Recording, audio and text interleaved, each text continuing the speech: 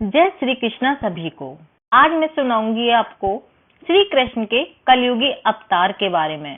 जी हाँ, श्री कृष्ण के कलयुगी अवतार के बारे में, जिन्हें खाटू श्याम बाबा के नाम से जाना जाता है। और खाटू श्याम बाबा का मंदिर राजस्थान के सीकर में खाटू जगह पर स्थित है। और यह मंदिर भारत में भगवान कृष्ण के मंदिरों में सबसे ज्यादा प्रसिद्ध है। और ऐसा माना जाता है कि श्याम बाबा से भक्त जो भी मांगता है वह उन्हें लाखों और करोड़ों बार देते हैं। यही वजह है कि खाटू श्याम को लख दातार के नाम से भी जाना जाता है। और हिंदू धर्म में खाटू श्याम को कलयुग में कृष्ण का अवतार माना जाता है। तो आइए मैं आपको सुनाती हूँ खाटू श्याम बाबा से जुड़ी हुई कहानी। महाभारत काल में लगभग 5,500 वर्ष पहले एक महान आत्मा का अवतरण हुआ, जिसे हम महान पांडव भीम के पुत्र घटोत्कच व नाग कन्या मौर्वी के पुत्र बर्बरिक के नाम से जानते हैं। बर्बरिक बचपन से ही बहुत वीर व पराक्रमी थे। उन्होंने भगवान शिव की घोर तपस्या करके उनसे 3 अभेद बाण प्राप्त किए। अग्निदेव ने प्रसन्न होकर उन्हें धनुष प्रदान किया और महिसागर संगम में स्थित गुप्त क्षेत्र में 9 देवियों की सात्विक और निष्काम तपस्या करके बर्बरिक ने दिव्य बल प्राप्त किया और मां से आशीर्वाद में मांगा कि वह कौरवों और पांडवों के बीच हुए महाभारत युद्ध में सम्मिलित होना चाहते हैं और हारे हुए पक्ष का साथ देना चाहते हैं। और देवी मां ने उनके इस वचन को पूरा करने का आशीर्वाद दिया। वचन देने के बाद वह 3 बाण और धनुष के साथ नीले घोड़े पर सवार होकर युद्ध के लिए निकल पड़े।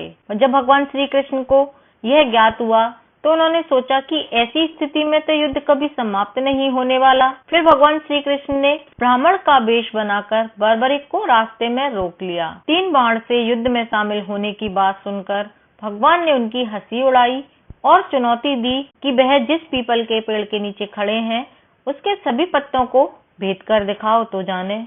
इस पर बर्बरिक ने भगवान का स्मरण कर बाण छोड़ा। बाण सभी पत्तों का भेदन करने के बाद भगवान श्री कृष्ण के पैरों के चक्कर लगाने लगा, क्योंकि एक पत्ता भगवान ने पैर के नीचे दबा रखा था।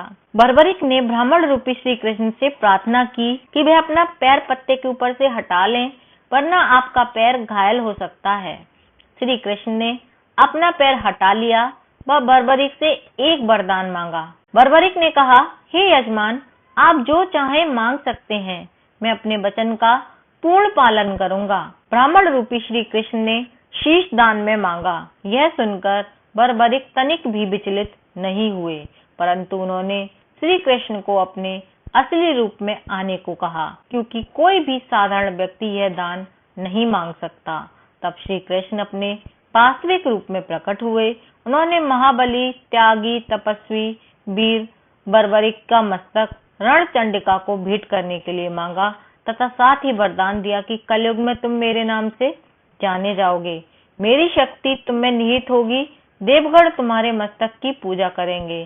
जब तक यह पृथ्वी, नक्षत्र, चंद्रमा तथा सूर्य रहेंगे तब तक तुम लोगों के द्वारा मेरे श्री श्याम रूप में पूजनीय रहोगे। मस्तक को अमृत से सींचा और अजर अमर कर दिया। मस्तक ने संपूर्ण महाभारत युद्ध देखा तथा युद्ध के निर्णायक भी रहे। युद्ध के बाद महाबली बर्बरिक कृष्ण से आशीर्वाद लेकर अंतर ध्यान हो गए। बहुत समय बाद कलयुग का प्रसार बढ़ते ही भगवान श्याम के वरदान से भक्तों का उद्धार करने के लिए वह खाटू में चमत्कारी रूप से प्रकट हुए। एक गाय घर जाते समय रास्ते में एक स्थान पर खड़ी होकर चारों थनों से दूध की धाराएं बहाती थी।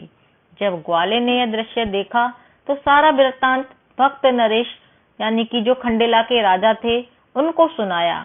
राजा भगवान का स्मरण कर भाव विभोर हो गया।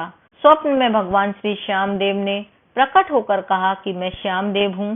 जिस स्थान पर गाय के थन से दूध निकलता है वहां मेरा शालिग्राम शिला रूप विग्रह है। खुदाई करके विधि विधान से प्रतिष्ठित करवा दो।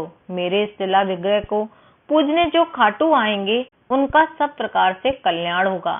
खुदाई से प्राप्त शिला रूप विग्रह को विधिवत शास्त्रों के अनुसार प्रतिष्ठित कराया गया और वह बाबा खाटू श्याम का मंदिर राजस्थान के सीकर जिले में है। ये थी आज की कहानी। मैं उम्मीद करती हूँ आपको खाटू श्याम की कहानी पसंद आई होगी।